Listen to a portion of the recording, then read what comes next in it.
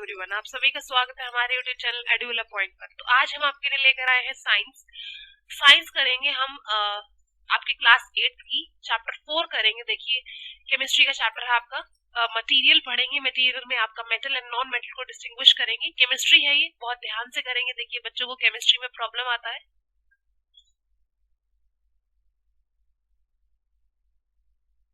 ठीक है, तो आप अभी नहीं आएगा। ये चैप्टर करने के बाद नॉन मेटल मेटल का कॉन्सेप्ट आपके लिए क्लियर हो जाएगा हमेशा के लिए। इससे पहले आपके लिए दो इन्फॉर्मेशन है। हमारे YouTube चैनल पे 8 क्लास की साइंस की और भी बहुत सारे चैप्टर कवर हो चुके हैं, तो आप जाइए, उन्हें चेक कीजिए, अपने फ्रेंड्स के साथ शेयर कीजिए, लाइक कीजिए, कमेंट कीजिए।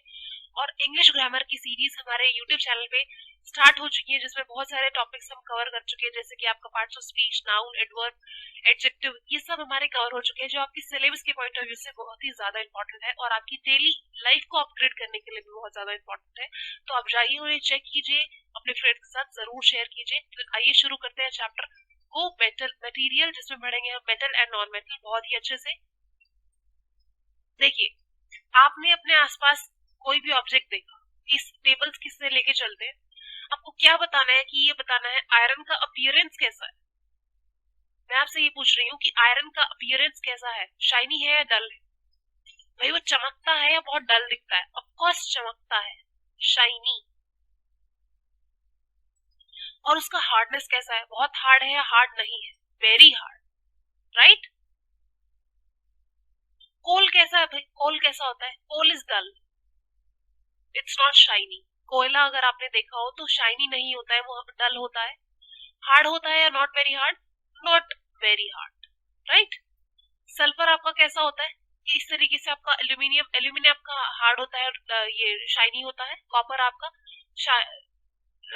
ये आपका डल होता है और सॉफ्ट होता है। सल्फर भी आपका जो है वो सॉफ्ट होता है।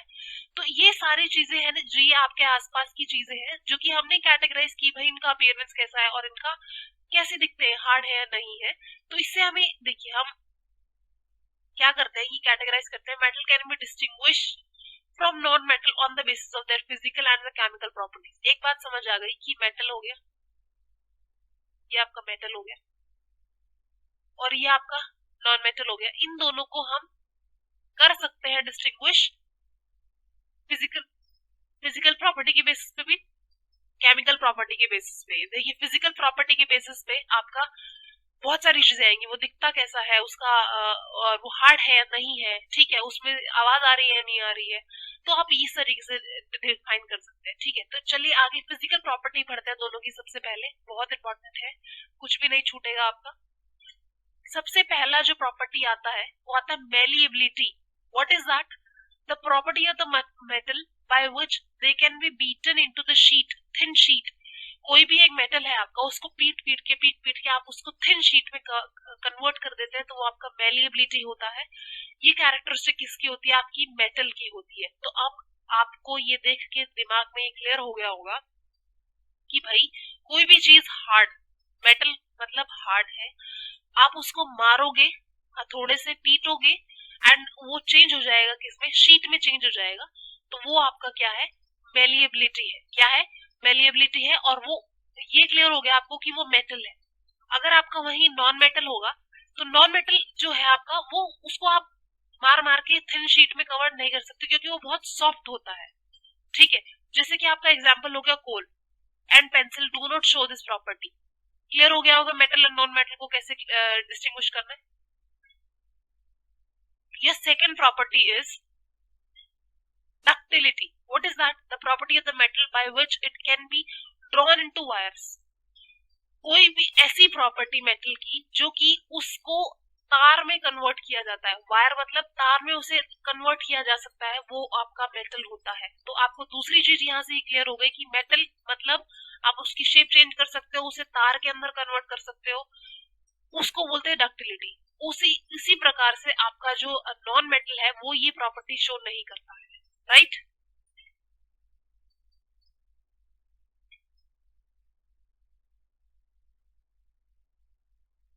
देखिए, ये एक एग्जांपल है यहाँ पे।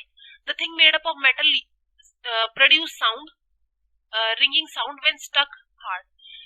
आपने कुछ भी अगर मान लो आयरन देखा हो, एल्यूमिनियम देखा हो, कुछ भी अगर आपने मेटल का अगर कहीं से टकरा जाता है या आपका कुछ भी लोहे का किसी लोहे की चीज से टकरा जाता है तो आवाज आती है टन की, राइट। तो इससे हमें ये समझ आता है, देखिए सपोज सपोज करते हैं we have two boxes similar appearance, दोनों एकदम सेम है। एक बॉक्स जो है आपका वो वुड का बना हुआ है, लकड़ी का बना हुआ है, और दूसरा मेटल का बना हुआ है। तो जब लकड़ी वाले को आप जमीन में नीचे डालेंगे तो आपको आवाज नहीं आएगी उतनी। वहीं अगर आप लोहे वाले इसको मेटल वाले को जमीन में नीचे फेंकेंगे तो आपको बहुत तेज आवाज आएगी। तो इससे हमें क्या पता चलता है कि मेटल जो है वो साउंड प्रोड्यूस करते हैं, रिंगिंग साउंड प्रोड्यूस करते हैं, उसे हम बोलते हैं सोनोरस। ये है हो गई तीसरी प्रॉपर्टी मेटल की।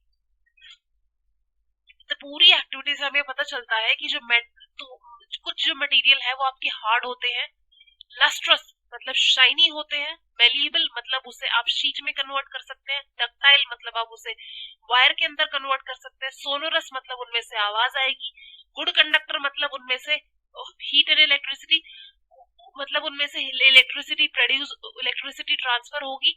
दूसरा उसमें से वो जब ट्रांसफर होगी इलेक्ट्रिसिटी तो उसमें से हीट प्रोड्यूस होगी और वो गर्म करने पे गर्म भी हो जाएगा। तो ये सारी की सारी प्रॉपर्टी जो है वो आपकी किसकी है? मेटल की। किसकी है? मेटल की है, ठीक है। तो डोंट फॉरगेट इट, ये सारी की सारी प्रॉपर्टीज आपकी किसकी है। अभी इसका एग्जांपल आपका क्या क्या हो सकता है? Iron, copper, aluminium, calcium, magnesium, etcetera, right. लेकिन दूसरी तरफ कुछ और ऐसे मेटल होते हैं जो बहुत जैसे कोल हो गया और सल्फर हो गया। आपका कोल, सल्फर, ये जो है आपका इनका ये बहुत सॉफ्ट होगा, डल होगा, अपीयरेंस इनका बहुत जल्दी टूट जाएगा। थोड़ा सा भी अगर आपने हथौड़ा मारा तो ये टूट जाएगा, इसमें से आवाज नहीं आएगी। ये गुड कंडक्टर नहीं है हीट इलेक्ट्रिसिटी का। That is why they are non metal. What they are non metal. Example क्या है? कार्बन है, ऑक्सीजन है, फॉस्फोरस है, सल्फर है। क्लियर हो गया होगा, कोई डाउट नहीं होगा। अब केमिकल प्रॉपर्टीज के अभी देखो, नॉर्मली फिजिकल प्रॉपर्टी के थ्रू में समझ लिया कैसा दिखता है, कैसी आवाज करता है, कैसे क्या चीज होता है। अभी ये रिएक्शन कैसे करता है तो वो जरूरी है हमारे लिए समझना। तो केमिकल प्रॉपर्टी देखते हैं मेटल और नॉन मेटल की। पहली चीज जो है रिएक्ट विद ऑक्सीजन, ठीक है। पहली ही चीज जो बहुत इंपॉर्टेंट है, रिएक्ट करता है ऑक्सीजन के साथ, विच रस्ट इज फॉर्म। जंग लग जाना। 7th क्लास में हमने एक एक्टिविटी की थी जब बर्निंग मैग्नीशियम को जब हम जलाया थे तो आपको मैग्नीशियम ऑक्साइड मिला था, ऑक्साइड मिला था इस पूरे प्रोसीजर के अंदर, ठीक है। और जैसे कि ये वाली जो एग्जांपल दे रखी है, iron plus oxygen plus water क्या देगा आपको? FeO प्लस H2, और यहाँ पर आपको MgO मिलेगा, ठीक है। You will be getting MgO here. तो आपको ये रिकॉल करना है, the ashes obtained on the burning of the magnesium ribbon is dissolved in the water. और इसको टेस्ट किया था तो ये एसिडिक या बेसिक टेस्ट किया था। तो आपको क्या समझ आया था कि ये रेड जो ये आप पिछले आप 7th क्लास में एक्टिविटी करके आए हैं उसी के बारे में है। ये मैग्नीशियम रिबन को आपने बर्न किया था और फिर उस की जो राख थी उसको आपने पानी में घोला था। घोलने के बाद आपको पता लगाना था कि वो एसिडिक है या बेसिक है। तो देखिए क्या हुआ था कि जो रेड लेटमस है वो ब्लू में टर्न हो गया था। इससे आपको पता चला कि जो ऑक्साइड है MgO आपको मिला है वो बेसिक है नेचर के अंदर, बेसिक है नेचर के अंदर। तो इससे एक बात यहीं पे नोट डाउन करके बहुत ही इंपॉर्टेंट ये लिख लीजिए कि जो आपके मेटेलिक ऑक्साइड होंगे, मेटल के जो ऑक्साइड होंगे वो बेसिक होंगे, basic in nature, they are base in nature, they will form base. मैं प्रेशराइज करके यहाँ पे आपको क्लियर कर रही हूँ कि जो मेटल से बनने वाला ऑक्साइड होगा, मेटल ऑक्साइड कब बनेगा? जब आप मेटल को ऑक्सीजन के साथ रिएक्ट करा देंगे तो आपका मेटल ऑक्साइड बन जाएगा। और मेटल ऑक्साइड जो है वो आपका बेस होता है नेचर के अंदर, अंडरस्टूड। वही इन इन रिटर्न आपका जो नॉन मेटल होगा, नॉन मेटल को जब आप ऑक्सीजन के साथ रिएक्ट कराएंगे तो उसका नॉन मेटल ऑक्साइड बनेगा और उस वो क्या होगा? आपका एसिडिक होगा नेचर के अंदर, एसिडिक होगा, ये बेसिक होगा। कॉन्सेप्ट क्लियर हो गया होगा, कोई डाउट नहीं है, एक लाइन की चीज थी, ठीक है। ऐसे ही the name of the product obtained on the reaction of the sulphur and oxygen, sulphur dioxide. When the sulphur dissolved in water with sulphurous acid is formed. ये सल्फर आपका क्या है? नॉन मेटल है, आपने इसको ऑक्सीजन के साथ react कराया, सल्फर डाइऑक्साइड बन गया, पानी में घोला, भाई एसिड बना। मैं भी बताकर आई थी नॉन मेटल क्या बनाएगा, ऑफ कोर्स एसिड ही बनाएगा। ठीक है, don't forget it, reaction is important. SO2 को H2O के साथ रिएक्ट कराया तो H2SO3 मिला। तो ये समझ आ गया हमें यहाँ से कि जो नॉन मेटेलिक है वो एसिडिक होते हैं नेचर के अंदर, कोई दिक्कत नहीं। दूसरी जो मेन चीज आ रही है वो आ रही है रिएक्शन विद वाटर। पानी के साथ रिएक्शन कैसे होता है? Sodium react with vigorously with water, some other metal do not do so. Iron react with water slowly. Sodium देखिए आपका क्या है, रिएक्ट करता है बहुत जल्दी से पानी के साथ, उसी तरीके से जो आपका ये है आयरन है बहुत धीरे धीरे रिएक्ट करता है। तो क्या समझ आया हमें इससे, जो नॉन मेटल है वो do not react with water though they may be very reactive in nature. ठीक है, non metal are stored in water. जो नॉन मेटल है वो रिएक्ट नहीं करते हैं पानी के साथ, इसीलिए उन्हें हम पानी के अंदर स्टोर करके रखते हैं, जैसे कि आपका फॉस्फोरस। और ऐसा क्यों है कि हम उन्हें पानी के अंदर रखते हैं? क्योंकि जब अगर आप उनको ओपन एयर में लेके आएंगे तो वो आग पकड़ लेते हैं।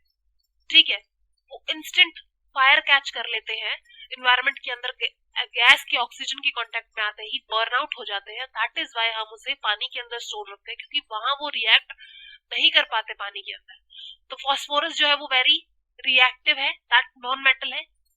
एक्सेप्ट अंडर नोट डाउन कर लीजिए, इंपॉर्टेंट पॉइंट लगा लीजिए, बहुत इंपॉर्टेंट पॉइंट है। आपका फॉस्फोरस जो है बहुत ज्यादा रिएक्टिव नॉन मेटल है, नॉन मेटल है। दैट इज वाई इसे हम पानी के अंदर रखते हैं, because it catch fire if it expose to the air. Understood? उसके बाद तीसरी चीज जो आती है, इनकी हम रिएक्शन चेक करेंगे एसिड के साथ। ठीक है, देखिए what is the difference in way of the metal and non metal react with acid. क्या मतलब क्या डिफरेंस आता है जब मेटल एंड नॉन मेटल जो है वो रिएक्ट करते हैं एसिड के साथ? पॉप साउंड क्या होती है, कैसे आती है? व्हेन ठीक है, you must have found that the non metal generally do not react with acid. Non metal, underline, generally do not react with acid, but metal react with acid and produce hydrogen gas, burn with pop sound. Very very important point.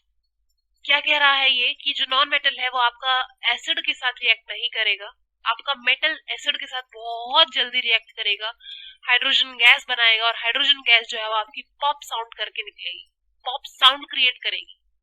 जैसे कि आपका copper है वो react नहीं करता HCl के साथ, ठीक है, even on heating, but it react with H2SO, sulphuric acid, sorry. ठीक है, चलिए अभी रिएक्शन विद बेस देख लेते हैं, इनका मेटल नॉन मेटल का रिएक्शन बेस के साथ। देखिए, metal react with sodium hydroxide to produce hydrogen. Reaction of non metal with bases are complex, बहुत इम्पॉसिबल है नॉन मेटल जो है वो बेस के साथ रिएक्ट करे ना करे, इट डिपेंड्स ऑन द कि कौन सा वाला बेस यूज किया जा रहा है और कौन से वाला मेटल यूज किया जा रहा है, राइट? अभी डिस्प्लेसमेंट रिएक्शन है, it's very very important reaction. ठीक है, देखिए, come to this point, this is important. Your CuSO4 plus zinc, right? ये क्या देगा आपको? जिंक इतना ज्यादा रिएक्टिव है, इतना ज्यादा झगड़ालू है, क्या करेगा? कॉपर को उसकी जगह से फेंक देगा उठा के और खुद आके उसकी जगह पे टिक जाए। Then it will form ZnSO4 and copper बेचारा अकेला दूर फेंका गया। क्लियर है? ये कह रहा है पूरा कि एक बीकर के अंदर रिएक्शन हो रहा है जिसमें Zn है, Zn प्लस है एंड CuSO4 है, तो जो कॉपर है वो रिप्लेस कर देगा उसको, जिंक है रिप्लेस कर देगा कॉपर। ठीक है, एंड इससे हमें समझ आता है कि जो जिंक है that is more reactive than copper, right? अभी जो ये हमारा नॉन मेटल है, they are actually very very useful, because वो रिएक्ट नहीं करते, पानी के साथ रिएक्ट नहीं करते, उसके साथ एसिड के साथ रिएक्ट नहीं करते, बेस के साथ रिएक्ट नहीं करते हैं, तो दिक्कत कहाँ है? तो हम इसे इजीली यूज कर सकते हैं। ठीक है, तो इजीली हम अपने लिए भी इसे बहुत अच्छे से इस्तेमाल कर सकते हैं। तो कहाँ कहाँ इस्तेमाल करते हैं, यूजेस पे क्वेश्चन डायरेक्टली आ जाता है, तो अपनी नजरों को जरा ध्यान से यहाँ पे लेकर आए। देखिए, used in making machineries, machines को बनाने के लिए, ऑटोमोबाइल्स बनाने के लिए, एरोप्लेन्स बनाने के लिए, ट्रेन बनाने के लिए, सैटेलाइट बनाने के लिए, इंडस्ट्रियल गैजेट्स बनाने के लिए, कुकिंग यूटेंसिल्स बनाने के लिए, वाटर बॉयलर बनाने के लिए, and also these are very important points. Non metal is essential for our life. ठीक है. एक जो गैस है that is O2, that is a non metal gas जो कि हम इनहेल करते हैं. उसके बाद दूसरी and non-metal used in fertilizer to enhance the growth of plant. ये आपका नाइट्रोजन है. ठीक है. N2 है जो कि नॉन मेटल है. तीसरा आपका है ये non metal used in water purification, that is your Cl, chlorine. ठीक है. क्लोरीन बहुत इंपॉर्टेंट है. ये non metal used in purple coloured solution which is applied on the wound, antiseptic. ठीक है. ये आपके एंटीसेप्टिक पे भी इस्तेमाल किया जाता है. क्रैकर्स में भी आपके ये जितने भी पटाखे वगैरह होते हैं इनमें इस्तेमाल किया जाता है, क्योंकि वो रिएक्ट नहीं करते. जब तक आप उसमें आग नहीं लगाएंगे वो फटेगा नहीं.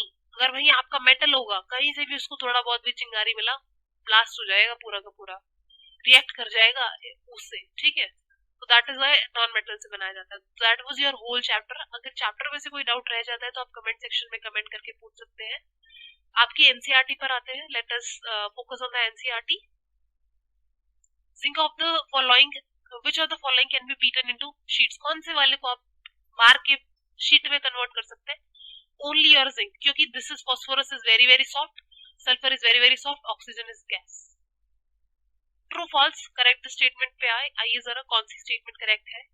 All metal are ductile, all non metal are ductile, generally metal are ductile. This is the statement. This statement is true because सारे के सारे जितने भी अर्थ के ऊपर प्रेजेंट है वो सारे सब डक्टाइल नहीं है. नहीं है, बिल्कुल नहीं है. I am telling you.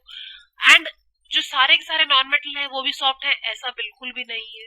ठीक है. तो कुछ, अगर हम कुछ का रेशो लेके चले तो it's a very good language कि हमारे जो कुछ मेटल है, जनरली मोस्ट ऑफ जो मेटल है वो हमारे डक्टाइल है, उन्हें हम फायर में कन्वर्ट कर सकते हैं. Let us come to the fill in the blanks. Phosphorus is very reactive. Phosphorus बहुत ज्यादा रिएक्टिव है. Metal are dash conductor of heat and dash. Good conductor आपका है हीट का और इलेक्ट्रिसिटी का.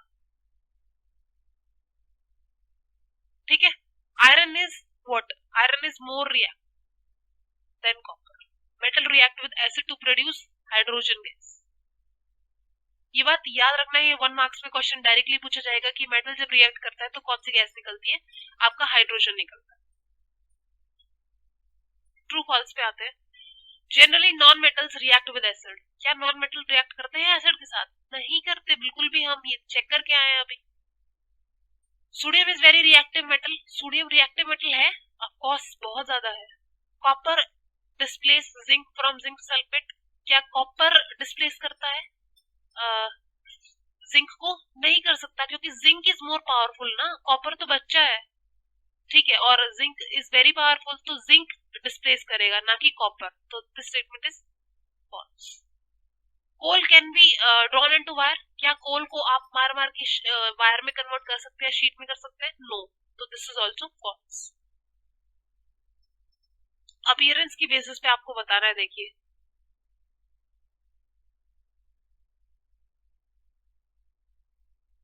अपीयरेंस कैसा है मेटल का?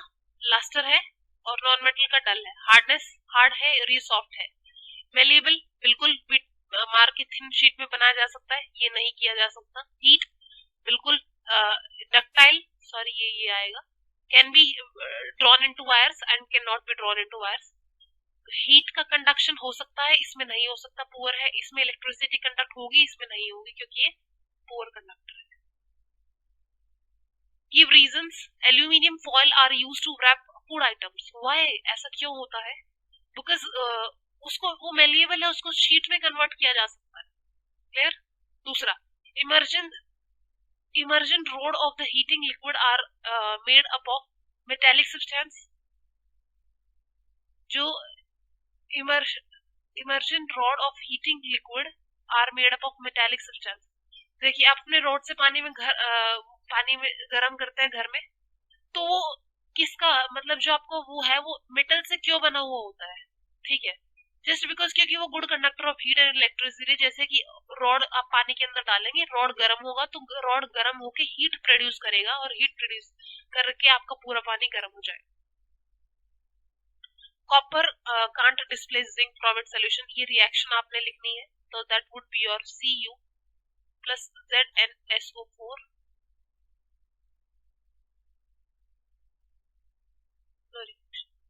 क्योंकि आपका जो ये है कॉपर है इट्स वेरी लेस रिएक्टिव, ये जिंक को नहीं कर सकता है, डिस्प्लेस नहीं कर सकता है, तो रिएक्शन हो ही नहीं सकती। क्लियर है? Sodium and potassium are stored in kerosene, this is important. Why? ऐसा क्यों होता है? Because they are very very highly reactive, अगर वो ओपनली रखा जाएगा तो वो फायर कैच कर लेगा। Question number 7, can you store lemon pickle in the aluminium utensil? क्या आप नींबू के अचार को एल्यूमिनियम यूटेंसिल में रख सकते हैं? नो, बिल्कुल भी नहीं रख सकते, क्योंकि वो रिएक्ट कर जाएगा, क्योंकि एसिड है, अचार क्या है? एसिड है और वो मेटल है, और मेटल प्लस एसिड बिल्कुल रिएक्ट करते हैं। ठीक है, मेटल और एसिड रिएक्ट करते हैं, हाइड्रोजन गैस बनाएंगे जो कि अचार को क्या कर देगा? खराब कर देगा। देखिए, ये आपको बताना है, गोल्ड से आपका ज्वेलरी बनता है, आयरन से आप मशीनरी बना सकते हैं, एल्यूमिनियम से रैपिंग फूड, कार्बन से फ्यूल, कॉपर से इलेक्ट्रिक वायर, मरकरी से thermometer. Dilute sulphuric acid is poured on copper plate. Why? क्योंकि when dilute sulfuric acid is poured on the copper plate, there will no reaction between the copper and the dilute sulfuric acid because copper is less reactive and no product will be formed. ठीक है, iron nail are placed in the copper sulfate solution. Iron nail को copper sulphate solution में रखते हैं, तो of course आपका जो iron है वो ज्यादा शैतान है और इसकी कॉपर की जगह ले लेगा, उसे डिस्प्लेस कर देगा। So Nali took a piece of a burning charcoal and collected the gas evolved in the test tube. पहला, how will she find the nature of the gas? कैसी गैस निकलेगी ये बताना है। उसने एक पीस लिया है, पीस ऑफ बर्निंग चारकोल, और उसे कलेक्ट किया है, collected the gas evolve. Test tube के अंदर कौन सी गैस होगी, कैसा नेचर होगा? देखिए, कार्बन है, चारकोल है, O2 के साथ रिएक्ट करा है, CO2 निकलेगी। ठीक है, तो नेचर कैसा होगा? After shaking the test tube solution acidic gas हो, क्या होगी? एसिडिक होगी नेचर। चेक कर सकते हैं आप उसमें, थोड़ा सा उसमें क्या डाल देंगे आप, ये देखिए टेस्ट ट्यूब में उसको शेक करेंगे, टेस्ट ट्यूब में लेंगे उसको, थोड़ा सा शेक करेंगे, देन उसमें आप लिटमस पेपर से चेक कर लीजिए, वो ब्लू लिटमस जो है आपका रेड में टर्न हो जाएगा, ब्लू लिटमस रेड में टर्न हो जाएगा, तो आपको पता चल जाएगा कि वो एसिडिक है। राइट डाउन द इक्वेशन, तो आप ये इक्वेशन लिख सकते हैं जिसमें C प्लस O2 रिएक्ट करेंगे, CO2 बनाएगा, और जब आप CO2 पानी के साथ रिएक्ट कराएंगे तो you will be getting H2CO3। This is your reaction, right? Okay. One day Rita went to jewelry shop with her mother. Her mother gave an old gold jewelry to the goldsmith to polish. पुराना कोई jewellery है gold का, उसे polish कराने के लिए दिया है। Next day when they brought the jewelry back, they found that there is a slight loss in the weight. और जब उन्होंने देखा, दोबारा से आए जब वो, तो उन्होंने देखा कि उसमें ज्वेलरी में अब जो है वो वेट थोड़ा सा कम है। तो वेट क्यों कम हुआ वो बताना था। देखिए, to polish a gold ornament, it is dipped in the liquid called aqua regia. वो ये कह रहा है कि आपको जब गोल्ड का पॉलिश कराना होता है तो आप क्या करते हैं, जब पॉलिश कराते हैं तो वो लिक्विड, उसमें एक लिक्विड में रखा जाता है जिसे एक्वा रीजिया बोलते हैं, जो कि मिक्सचर होता है आपके HCl का और नाइट्रिक एसिड का। On getting environment of the aqua regia, the outer layer of the gold dissolve, और जो ऊपर वाली परत होती है ना गोल्ड की, वो उतर जाती है, और जो नीचे वाली शाइनी लेयर होती है ना वो आ जाती है।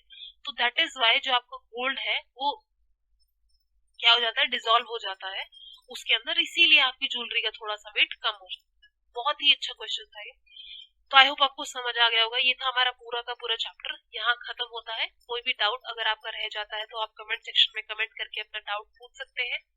जो भी मैं क्वेश्चन आपसे बीच में पुट अप करती हूँ, try to give answer to them in the comment section, ठीक है, सो दैट आपको लॉन्ग टाइम तक चीजें याद रहे। ठीक है, तो इसको आप प्रैक्टिस कर लीजिए, और कोई भी डाउट रह जाता है तो आप पूछ सकते हैं, कोई प्रॉब्लम नहीं है, आपको कहीं पे भी समस्या नहीं होगी। जल्द ही मिलते हैं नेक्स्ट चैप्टर के साथ, तब तक के लिए थैंक यू।